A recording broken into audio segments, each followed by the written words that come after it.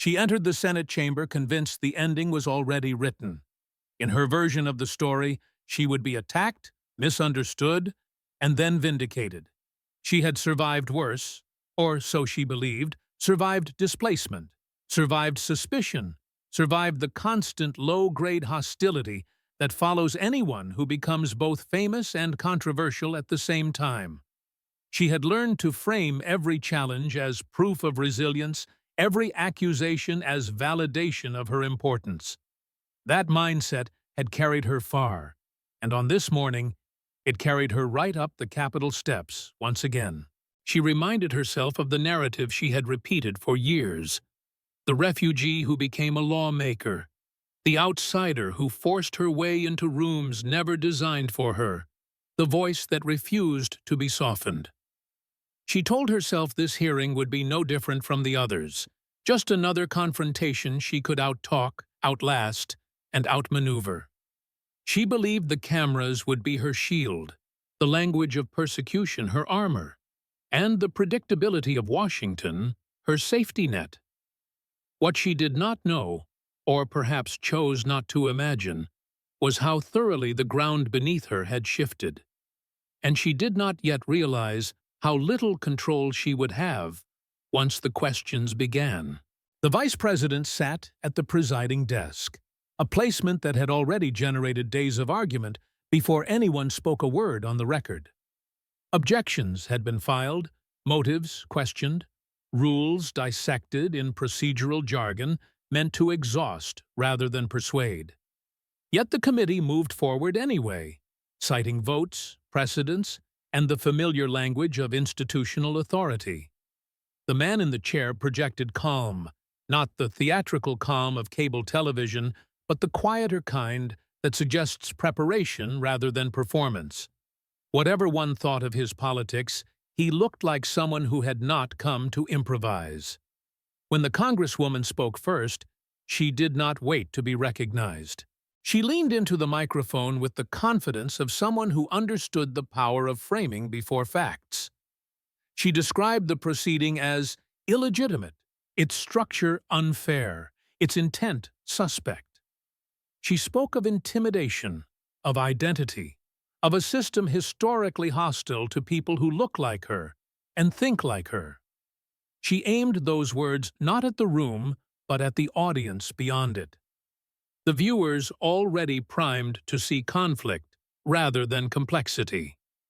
The vice president listened without interruption, his hands folded, his posture unchanged. When he responded, he did so without raising his voice or matching her rhetoric. He acknowledged the objection, rejected it, and cited the vote that authorized the hearing.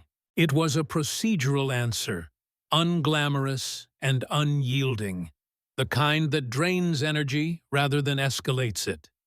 Then he pivoted, not to argument, but to documentation. He introduced a sworn statement bearing a familiar name, one that had circulated in rumors and denials for years. Depending on which version of events one accepted, that name represented different relationships, different explanations, different histories. The room grew quiet in the way it does when everyone senses that a line has been crossed, even if no one knows yet where it leads.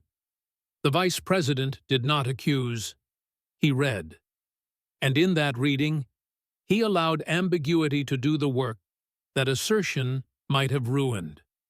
The Congresswoman's attorney objected, requested time, invoked procedure. The request was denied, not harshly, but decisively, as if the decision had been made long before that moment. The message was subtle but unmistakable. This was not a debate over whether questions could be asked, only over how they would be answered. The vice president emphasized that explanations had been available for years, that opportunities to clarify had not been taken. Now, he suggested, the room would simply examine what existed on paper. Photographs followed, then school records, then forms filled out decades earlier. Each item by itself invited alternative interpretations, cultural explanations, bureaucratic error. Together, they formed a pattern that demanded attention without demanding conclusion. The vice president was careful to note uncertainty, to frame each document as one piece rather than proof. Yet the cumulative effect was impossible to ignore, even for those inclined to dismiss it. When the Congresswoman responded, she spoke of culture, of family structures unfamiliar to many Americans. She framed the documents as misunderstandings, the interpretations as ignorance, masquerading as investigation. It was a familiar defense, not without merit, but increasingly strained as the record grew thicker. The vice president acknowledged cultural complexity, then returned, calmly, to the specific language on specific forms. Boxes labeled mother and father, he noted, tend to mean what they say. A statement from abroad was introduced next, obtained legally, according to the description, and offered voluntarily, according to its text. The vice president read selectively, emphasizing uncertainty rather than certainty, description rather than declaration. He did not say the statement was true, he said it existed. He did not insist it be believed, he asked why it should be ignored. That distinction mattered, especially to viewers trained to distrust absolutism. At one point, the Congresswoman corrected herself mid-sentence, a minor verbal slip under ordinary circumstances. In this context, it landed differently, echoing longer-standing questions she had always brushed aside. The room reacted not with gasps, but with stillness, the kind that signals recalculation. No accusation followed immediately, only a pause long enough to let the moment speak for itself. Silence, in hearings like this, often does more damage than confrontation. Scientific analysis entered the record next, presented with caution and caveats. Probabilities were discussed, not certainties, margins explained, limitations acknowledged. The vice president emphasized process over conclusion, method over accusation. Still, numbers have a way of sounding definitive, even when wrapped in qualifiers. The Congresswoman chose not to respond directly, invoking her right to remain silent on that line of questioning. The hearing then shifted, as if turning a page rather than changing the subject. Money entered the conversation, not as a scandal, but as a spreadsheet. Names of companies, payment schedules, industry averages, comparisons to similar campaigns. The vice president spoke like an accountant, not a prosecutor, letting ratios and benchmarks raise questions on their own. Why, he asked, did this campaign look so different from others in comparable districts? Travel records appeared, followed by photographs already circulating online, but now placed in official context. The Congresswoman explained them as outreach, as relationship building, as the intangible work of modern politics. The vice president did not dispute that such work exists. He asked instead why documentation of it seemed so thin where expenses were so large. Again, no conclusion was announced, only a gap highlighted. Audio recordings were referenced, not played immediately, introduced with explanations of how they were obtained. When voices filled the room, the effect was visceral, less because of what was said than because of how casually it was said. Laughter, offhand remarks, the sound of familiarity rather than formality. The vice president reminded the room that recordings capture moments, not entire relationships or intentions. Then he let the room decide what it had just heard. Foreign meetings were discussed next, framed as common for members of Congress and yet unusual in frequency. The vice president acknowledged alliances, diplomacy, the blurred lines between influence and access. He then placed timelines next to transfers, speeches next to talking points, not claiming coordination, but noting resemblance. Was it coincidence, alignment, or something else? He did not answer, leaving the question suspended. Throughout it all, the Congresswoman returned to the language that had always served her: persecution, misinterpretation, historical prejudice. Sometimes it resonated, sometimes it rang hollow.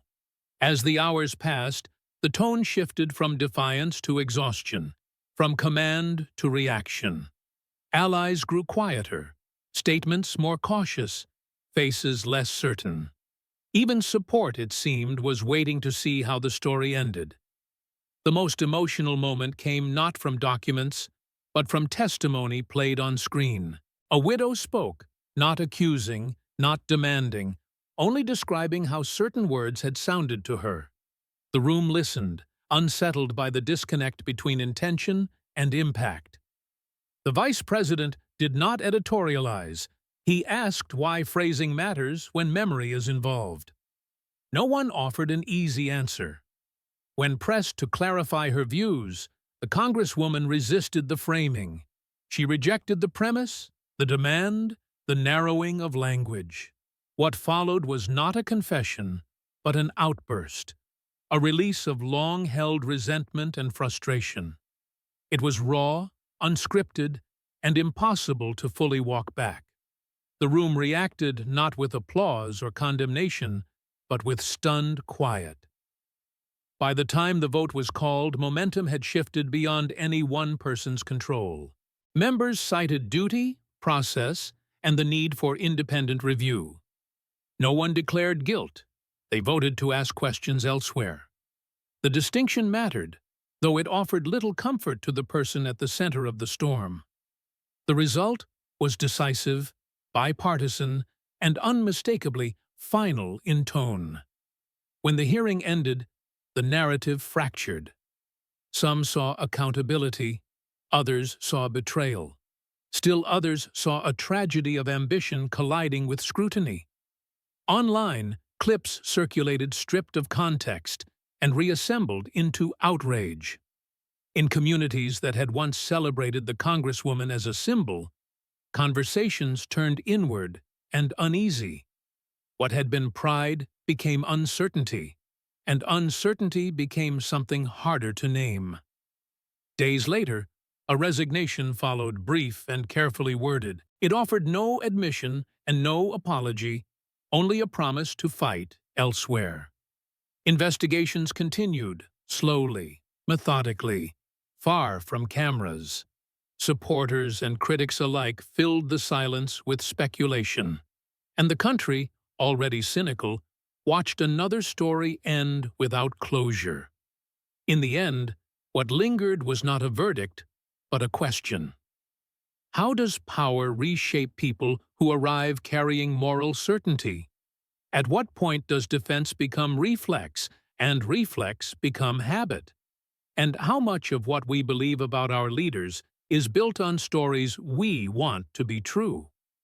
Those questions, unanswered, may be the most unsettling part of all. The resignation didn't end anything.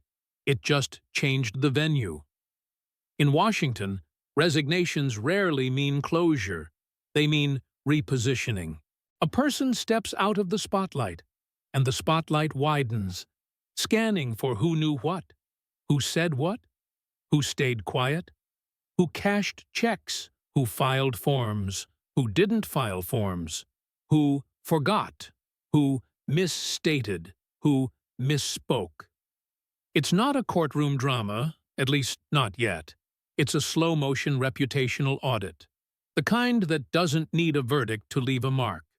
And it's the part of the story where everyone suddenly becomes a distance runner, pacing themselves for the months ahead. Some former allies issued statements that sounded like condolences delivered through clenched teeth. They didn't call her a criminal. They didn't call her innocent. They called for clarity, which is Washington's favorite way to say, "Please stop standing next to me in photographs." A few tried to reframe the entire thing as an unfortunate misunderstanding about culture, paperwork, and politics, as if the whole country had simply misread a stack of documents the way people misread parking signs.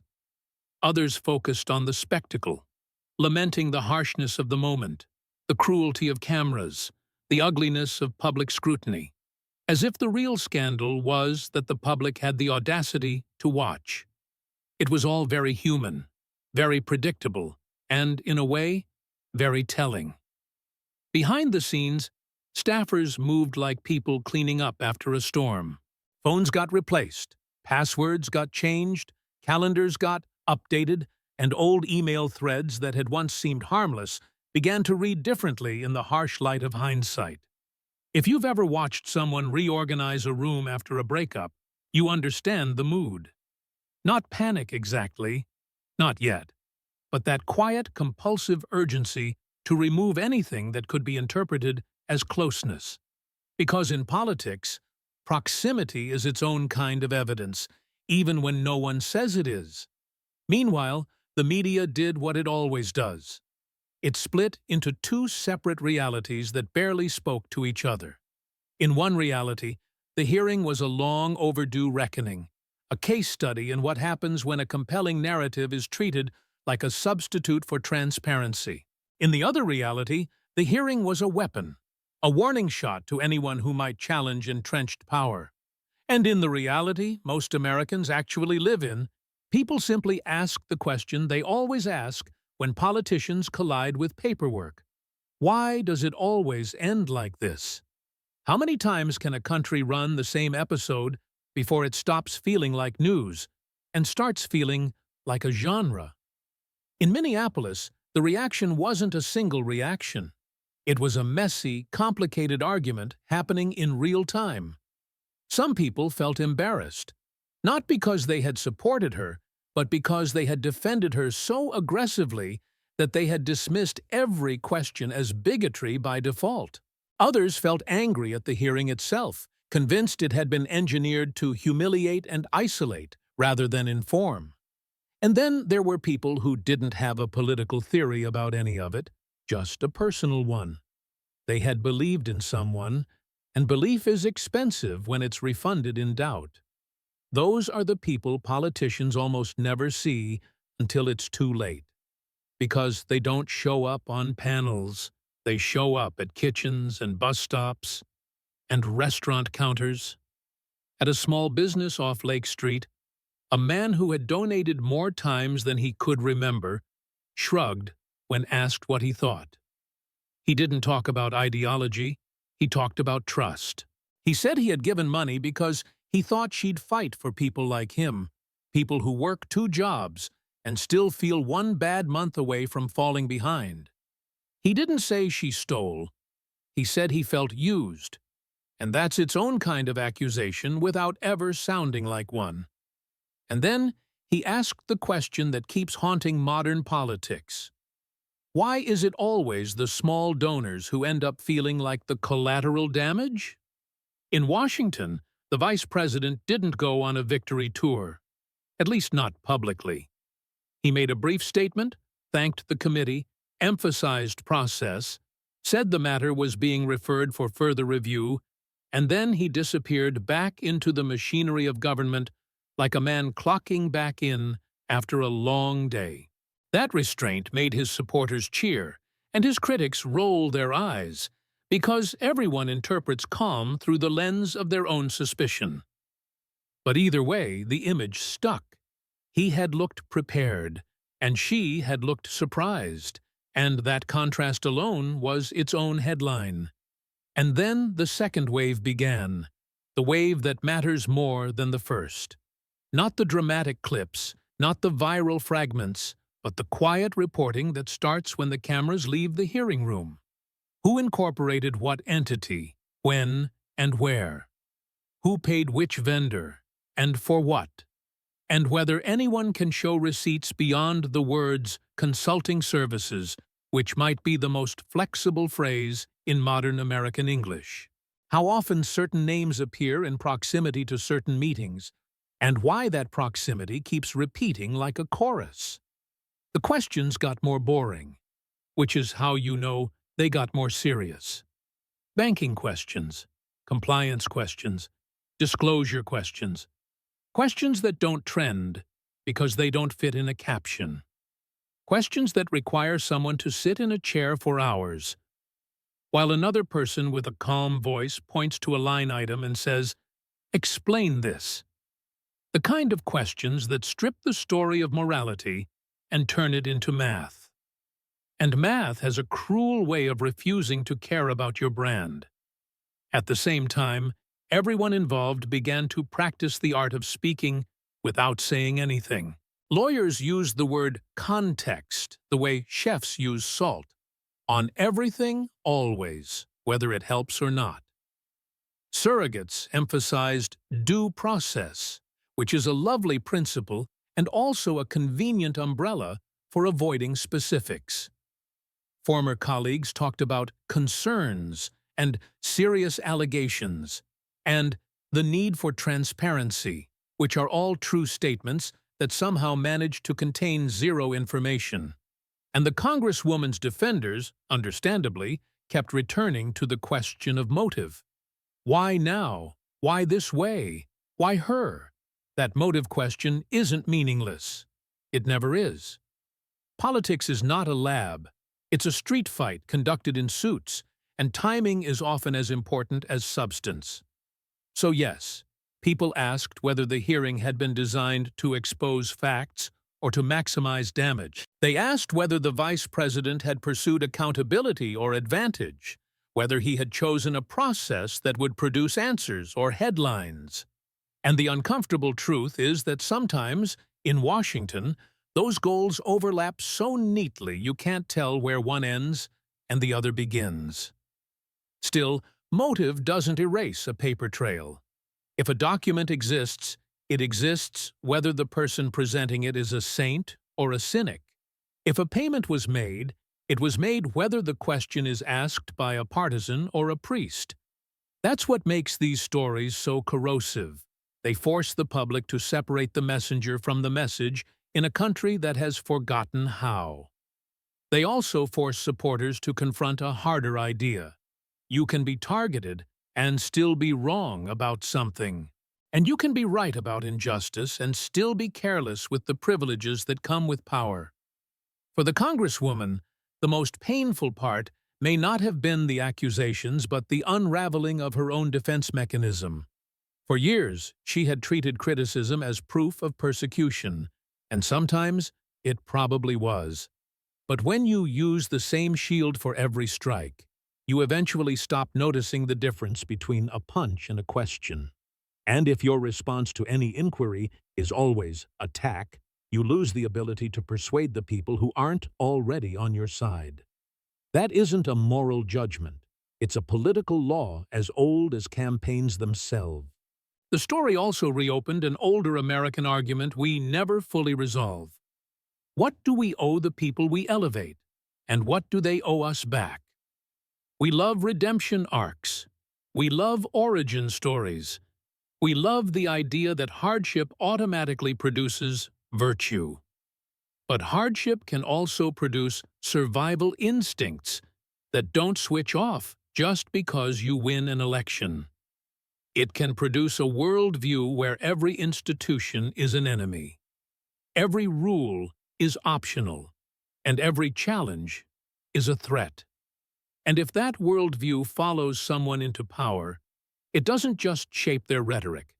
It shapes their decisions in ways supporters may not see until the consequences arrive. As the weeks went on, the people closest to the story began to sound less like activists and more like accountants. What exactly happened at that dinner? Who attended? Who logged it? Who didn't? Which trip had which purpose? And how do you show that purpose beyond vague language? Which consulting work was delivered? And how do you prove delivery beyond an invoice that could mean anything? These are not glamorous questions, but they are the questions the public secretly wishes someone would ask every time. Because at some point, ideology doesn't matter if the basics don't add up. And yes, the right-wing ecosystem had its own incentives, and it treated the whole episode like a jackpot. But the left-wing ecosystem also had incentives, and it treated the episode like a threat, a cautionary tale, a reason to circle wagons. Everyone in the political media marketplace sells something, even when they pretend they're just reporting. Outrage sells, Absolution sells, and so does complicated uncertainty, if you dress it up with enough drama. The real losers are usually the people who wanted a leader, not a storyline. Late one night, a producer at a major network reportedly joked that the hearing was too perfect, like someone had scripted it for television. Maybe that's true, maybe it isn't, but it reveals a cynical truth about modern politics. We've trained ourselves to distrust anything that looks coherent. If something unfolds neatly, we suspect manipulation. If it unfolds chaotically, we suspect incompetence. Either way, we assume someone is lying. And that assumption is the most powerful force in public life right now. So what happens next is less about one congresswoman and more about what the country does with doubt. Does it demand transparency for everyone, or only for the people it already dislikes? Does it treat documentation like documentation, or does it treat it like propaganda, depending on who holds the binder? Does it allow a person to be complex, flawed, perhaps irresponsible, perhaps unfairly targeted, perhaps both, without needing a single tidy label? Or do we keep forcing every story into one of two boxes until truth becomes a casualty of convenience? If you listened closely to the hearing, there was a moment when the vice president said something that sounded almost old-fashioned. He didn't say, "I'm here to destroy you." He didn't say, "I'm here to save the country." He said, essentially, "This is the record." That's not thrilling, but it is the point of oversight, at least in theory. A record exists, and the public deserves to know what it contains. The irony is that our politics has become so emotional that the record now feels like a weapon, even when it's just paper. And for Ilhan Omar, the bigger question may be whether she can ever reclaim control of her own story without leaning on the same old script. Because the script is seductive. They targeted me, they hate me, they fear me, they're trying to silence me. Sometimes that script fits. Sometimes it's a shield.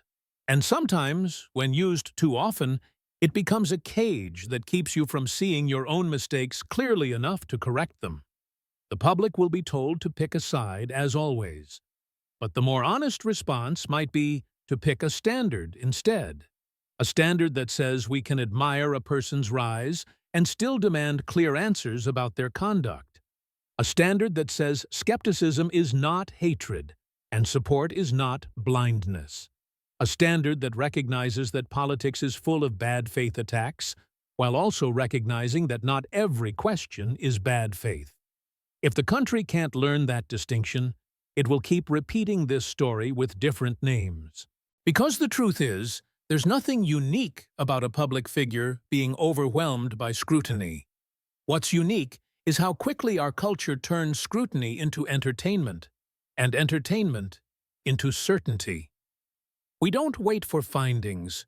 We wait for clips. We don't ask what's proven. We ask what feels true based on the last 10 years of our own tribal arguments. And then we act shocked when institutions struggle to function inside a society that treats every process like a game show. It's not sustainable, and everyone knows it. But nobody wants to be the first to stop watching. If this story has a moral, it's not trust no one. That's too easy, and it conveniently excuses people from doing any thinking. The moral is harder. Trust is a responsibility, both for voters and for the people they elevate. And responsibility doesn't end when the applause starts. That's usually when it becomes most necessary. So the real question isn't whether Ilhan Omar deserved scrutiny. It's whether America still knows how to handle scrutiny without turning it into a bonfire. In the end, the story doesn't resolve with a verdict, a sentence, or a neat moral tied in a ribbon. It resolves the way most political stories actually do, with fatigue, ambiguity, and a public left to sort through fragments long after the cameras move on. There is no final frame where everyone agrees on what they just saw. Only competing interpretations that harden into belief. For some, the episode confirms everything they already suspected about power and hypocrisy. For others, it confirms something else entirely, about persecution, bias, and selective outrage. What lingers is not certainty, but discomfort. Discomfort with how easily inspiring narratives become shields, and how easily skepticism turns into cruelty. Discomfort with how institutions meant to clarify often end up inflaming, and how oversight, even when necessary, can feel indistinguishable from spectacle. Most of all, discomfort with the realization that modern politics rarely offers heroes or villains, only people navigating incentives that reward confidence more than caution. Ilhan Omar's rise and fall, however one interprets it, forces an uncomfortable reckoning with our own habits as an audience. We reward defiance. We reward certainty. We reward people who sound unafraid. We are far less patient with humility, disclosure, or the slow, unglamorous work of explaining ourselves clearly. And then we act surprised when leaders learn to perform strength instead of practicing restraint. This isn't a story about one person alone. It's about a system that elevates narratives faster than it checks records, and a culture that treats doubt as betrayal. It's about how quickly political identity becomes personal identity, and how dangerous that fusion can be when scrutiny arrives. And it's about the quiet truth no side likes to admit. Accountability feels righteous when it targets our opponents, and threatening when it gets close to our allies. Nothing about this ending is satisfying. But maybe that's the point. Democracy isn't supposed to be satisfying. It's supposed to be uncomfortable enough to keep us honest.